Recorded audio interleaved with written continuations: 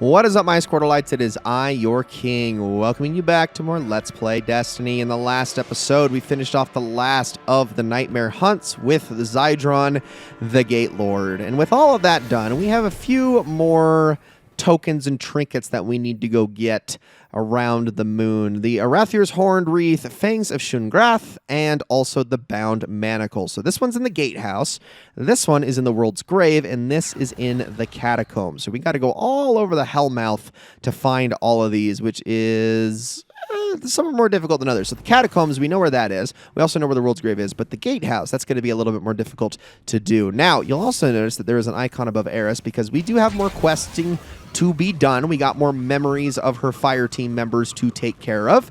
So we're going to be following up on that in the next episode. But there's one thing I want to point out before we go after each of these tokens. And I'm going to see if I can actually find it. I don't think it's actually here. It might be actually in the Anchor of Light. Possibly.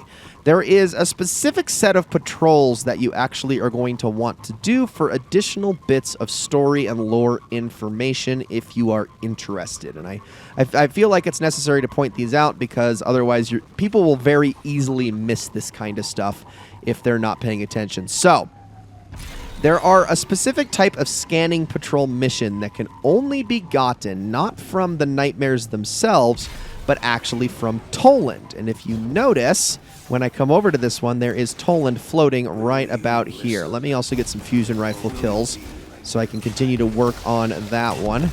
There we go. But let's go and talk to Toland and see what he has to say. Words are weapons. Thoughts, the art of wielding them. Listen well.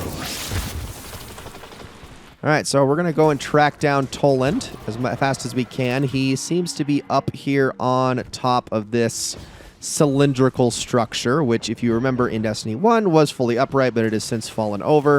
I'm going to get a few more fusion rifle kills here, like so. If I can actually land my shots, thank you very much. Get that double kill. And now we're going to want to head up top, and there is Toland. So let's talk with him. All guardians lost here on this dead orb. All the hive destroyed by our push against their dark will. So much loss on both sides. That's it. It's all it is. But you want to do a bunch of those patrols. I want to say it's something like 24 or so to get all of the information that Toland is going to talk about in regards to the moon specifically. He's kind of just a little bit of an exposition dump, but actually doing all of those patrols is something you're going to need to do for a specific triumph, should you so desire.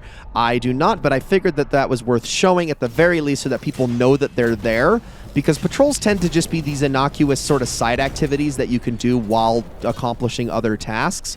So to actually have a patrol that means something in terms of the lore and story, it's worth pointing out for the people that genuinely care about that stuff. And yeah, that's really all I had to say on that. Okay, so now let's head down into the Temple of Crota, and we're going to start going down deeper and deeper through here. And I'm going to try to go through here as quickly as I possibly can as well, so we can go and grab all the rest of these pieces necessary to finish off these essences.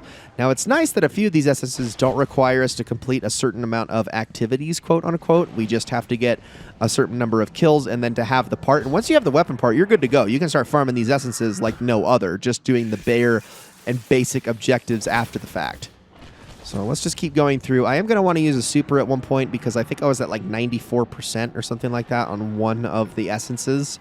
So we're going to want to get that done as well so we can see the other weapons. But here we are in the World's Grave. Now this one, I believe, is actually in the World's Grave section itself. So head on over here. I'm pretty sure it's in here. Is it not? Maybe it's not. We'll keep looking around in this area. I wanted to say it was in this area, but maybe it's not quite here. Maybe it's a little further over this way. Let's keep going. Is it possibly in here? I have to track this thing down. There's another room in the back that it might also be in. We'll have to check over there as well. Oops, I accidentally hurt myself. You have to be careful with Jotun. You can't really barrel stuff with it. Otherwise, you might actually end up doing damage to yourself. So that is something to keep in mind. Hello, Barrier Knight. I was not expecting you to be here. Hold on. And while you're staggered, kill you real quick. Thank you. He will drop a chest for our troubles. So we will take that. Thank you very much. Get a phantasmal fragment out of it. Is it in here, perhaps? I'm not seeing it. Wait, hold on. Oh, there it is. Oh, I see it. Finally popped up. Okay, so it's over here. No, wait, that's the frickin' chest. Okay, so I'm a bit dumb because I forgot that this one works a little bit differently from the rest. This one's not just lying on the ground. What you need to do is you need to head on into this room, and a whole bunch of thrall are going to spawn. See this guy right here? That is Shungrath, the Excised. You need to actually kill him with your super to get it. There you go. Essence of Rage is done. Lectern of Enchantment now needs to be visited. There we go. Very, very simple. I made that more complicated than I needed to because I forgot how that worked. Now we need to head to the gatehouse and the catacombs. So let's head on over this way next. We're going to, I believe, go to the catacombs first. The gatehouse will be second, but let's go into the Circle of Bones, and we should be able to reach the catacombs relatively easy from there. So head on over this way. And we're going to be going down here. Remember, we've taken a couple missions down here, including the Deathbringer quest. So don't forget this area. Oop, that's a little bit of a sketchy jump on my part. No, we still made it. Okay, we're good, we're good, we're good. And welcome to the catacombs, everybody.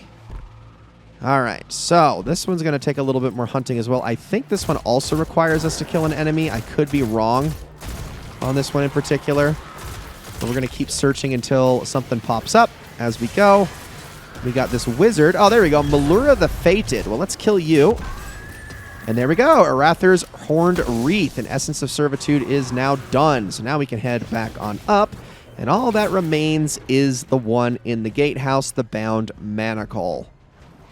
So for this one, instead of navigating my way backwards through the Hellmouth, I decided this time to just go straight to the actual Hellmouth location and go right down here where we usually go for the Fogoth strike, because this is where the gatehouse is. It's just right down this way, and if I keep my Sparrow active, I can get there even quicker. Now, I believe this is in the same room where we fought the Swords of Crota back all the way in Vanilla Destiny 1. So keep going around here. This is also where we had to open the door with, in regards to the Fogoth strike. And if I remember correctly, it's around, I think it's around here somewhere. If not, it might be in the next room down. But we got a few enemies in here, so let's take all of them out. What in the world? Oh, no, that's right. It's you. We got to kill this guy. Never mind. I stand corrected. So take him out, and there you go. Bound Manacle has been gotten. We have an Essence of Insanity. So now we can head back on over to the Lectern of Enchantment and turn all of these in. Let's see what we get out of all this. So, Bound with Blood. What do we got? We got ourselves a fusion rifle, Dreambreaker. We got Love and Death, a rapid-fire shotgun, and One Small Step. Or, sorry, Love and Death is a rapid-fire grenade launcher, excuse me. One Small Step is a rapid-fire shotgun. So we're actually, I believe, missing one of these essences, I think. Yes, we are. We're missing the submachine gun still. And I believe I get that from one of the nightmare hunts I haven't done, one of the match-made nightmare hunts, so I'm going to have to track that one down. But that's the only weapon we're missing. Now, we can take a look real quick. Dreambreaker, Under Pressure, and Frenzy on a fusion rifle, which is really interesting. This is an adaptive frame, however, which is probably one of the worst frames, if not the very worst frame for fusion rifles. Now that right there is really nice. Dual loader and 1-2 punch. I'll take smoothbore on a PvE shotgun. Not bad at all. And also it's kinetic, which was in the market for a kinetic shotgun. Love and Death, we got Field Prep and Swashbuckler. Now, the big reason to get Love and Death back in the day was because it used to be able to get a perk called Full Court, which meant that the further away you were when you launched your grenades, the more damage they did. And nowadays, Love and Death ain't all that it's cracked up to be. Not to mention, most heavy grenade launchers aren't all that good in the first place. So it's kind of just a meh grenade launcher these days, and honestly, Dreambreaker's pretty meh too, but the One Small Step is a very good shotgun. One of the best moon weapons.